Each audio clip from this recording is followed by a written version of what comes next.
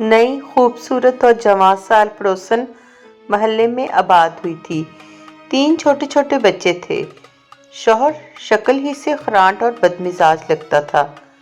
पड़ोसन की सूरत देखकर ही महल्ले के मर्दों की तमाम तर हमदर्दियां खातून के साथ हो गईं। खातून ने आहिस्ता आहिस्ता महल्ले के घरों में आना जाना शुरू किया। शेख साहब और मिर्ज़ा साहब को अपनी अपनी बेगमात के तवस्सुत से पता चला कि नई पड़ोसन का शौहर तुंदखू और शक्की है। खातून शौहर से काफ़ी डरती हैं। ये सुनते ही दोनों मर्द हजरात की निगाहें आसमान की तरफ उठ गईं। दिल ही दिल में शिकवा कर लिया कि या अल्लाह कैसे कैसे हीरे ना कदरों को दे दिए हैं। एक दिन नई खूबसूरत पड़ोसन सब्जी वाले की दुकान पर शेख साहब को मिली। खुद ही आगे बढ़कर सलाम किया। शेख साहब को अपनी किस्मत पर नाज हुआ। खातून ने कहा कि शेख साहब बुरा ना माने तो आपसे कुछ मशवरा दरकार है। शेख साहब खुशी से बावले से हो गए। खातून ने आम घरेलू औरतों की तरह भाई साहब कहने की बजाय शेख साहब कहा था। शेख साहब ने दिली खुशी छुपाते हुए निहायत मतानत से जवाब दिया, जी फरमाइए। खातून ने कहा, मेरे शौहर काम के सिलसिले में अक्सर शहर से बाहर रहते हैं। मैं इतनी पढ़ी लिखी नहीं। बच्चों के स्कूल के एडमिशन के सिलसिले में रहनुमाई दरकार थी।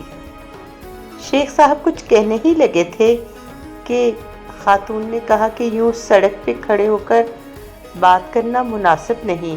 क्या आपके पास वक्त होगा तो चंद मिनट घर में आकर मुझे समझा दें ताकि मैं कल ही उनका दाखिला करवा दूं। शेख साहब चंद मिनट क्या सदियां बिताने को तैयार थे। फौरन कहा, जी ज़रूर आइए। शेख साहब खातून के हमरा चलते हुए घर में दाखिल हुए।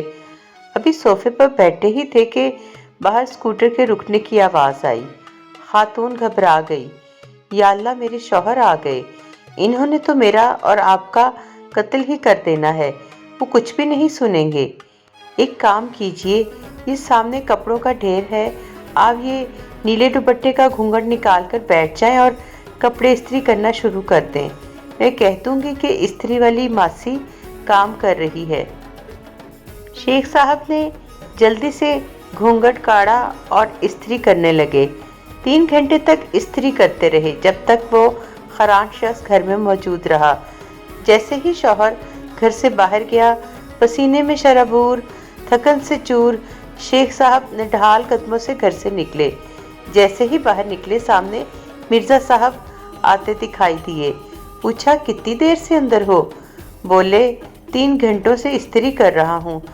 मिर्ज़ा साहब ने तासुब से देखा और बोले, जिस कपड़ों के ढेर को तुमने 3 घंटे इस्त्री किया है, कल मैंने ही 4 घंटे बैठकर धोए हैं। क्या तुम्हें भी नीला दुपट्टा उठाया था? उर्दू चलतरंग चैनल पर आपको मिलेंगी अछूती सबक आमोज़ सच्ची कहानियाँ, अफसाने और नावल, पुरअसर अक़वाल और आला दर्जे की मेयारी शायरी। कमेंट्स में अपनी राय से आगाह करें। काइंडली सब्सक्राइब करके बेल आइकन बटन को प्रेस कर लें। शेयर और लाइक करके हौसला अफजाई करें।